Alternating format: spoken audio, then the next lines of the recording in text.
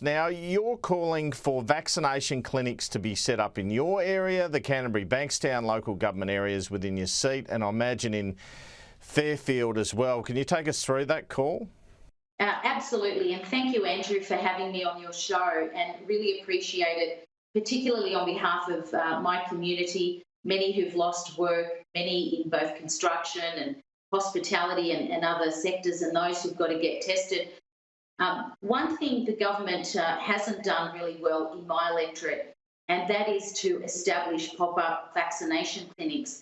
Now, there are many elderly in my community that are hesitant, and they have very good relationships with their local GPs.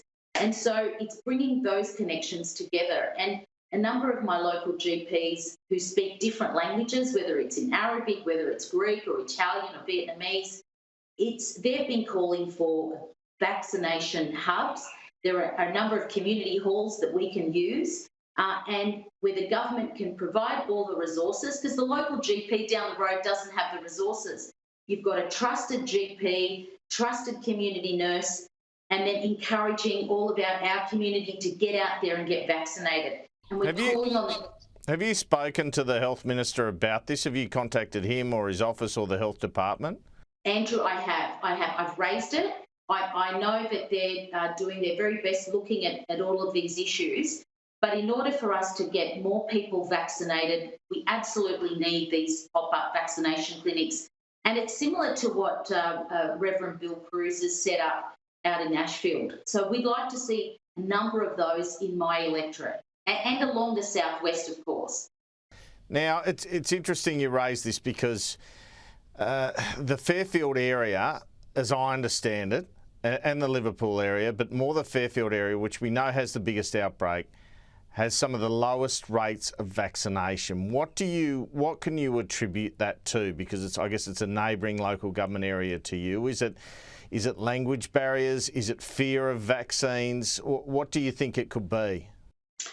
Look, I think that the vaccination rollout has been left us all wondering. But I had a virtual community meeting on Friday with Dr. Jamal Reefy. Everybody knows Dr. Reefy. Very good local doctor in Belmore. He had a fantastic message to everybody. He cleared a lot of the issues that our community had. And what we need, and you're absolutely right, language is an issue, language barrier is an issue, misinformation. And that's why we've been saying to the government, syndicate the information, use the resources you have, whether it's SBS or multicultural media, but get the local GPs that speak a second language, who are very good, very trusted, who provide that reassurance to the community.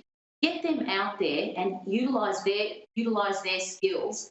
And that's what's happened, Andrew. And there's also a lot of misinformation amongst people my age group as well. So we've got to dispel the myths, get those resources, get those pop-up vaccination clinics, and bring our GPs that speak a second language, our community nurses, and there's some of our pharmacists as well I spoke to one last night across from the hospital at Canterbury Hospital. They're all happy to do it. They just need the resources. And what about the federal government's advertising campaign? I mean, obviously that involves a white woman, I guess, a young woman. I've seen Jamal Reefy's patient there, who's an older gentleman, although I think he was under 50 actually, saying that he wished he was vaccinated. Could some use be made of that sort of thing, do you think? He was speaking in Arabic. Absolutely, Andrew. That I posted that, and that video has gone viral. That his patient is Khaled. He's under 50, he's in his 40s, and I can tell you that video has impacted a lot of people in my community. When I conducted the virtual community meeting with Dr. Reefy, people that were sceptical have now come back to me and to others and have said they've booked in for a vaccination. So it's trying to clear out the misinformation, and that's why respected doctors, our GPs, health, our nurses, it's so important to get those people who are familiar in our community for government to utilise them, provide the resources. That way you will increase the number of people being vaccinated. Are you vaccinated yourself, and is that with AstraZeneca or Pfizer?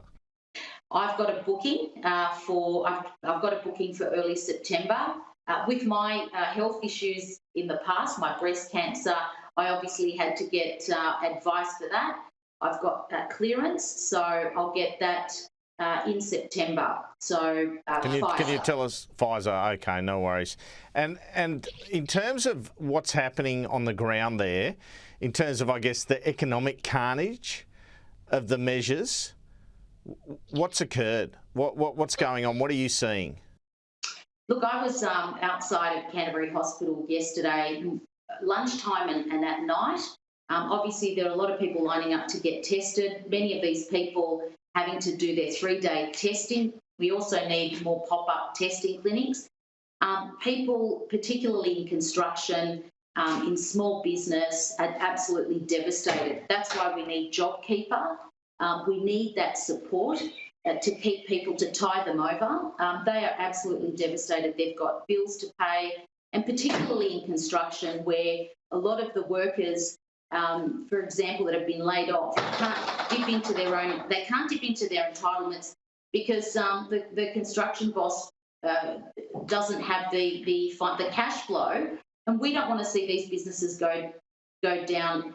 That's why we're urging the government. We're urging for a JobKeeper to tie them over, but it's absolutely devastating. People are absolutely devastated. I've been on the phone. All of us, local members have been on the phone the last 72 hours.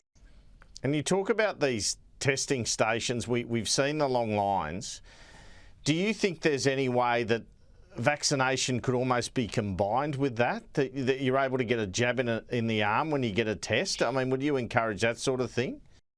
I'm not a medical expert, but if I can give you an example, at Canterbury Hospital, we've got our fantastic hospital. I've been calling for additional funding there, but we have the hospitals vaccinating patients and their families and people who are doing it rough. But they've also got, there is also a testing clinic as well. So it is possible. It is absolutely possible. And this is what we're calling on government to help our communities do.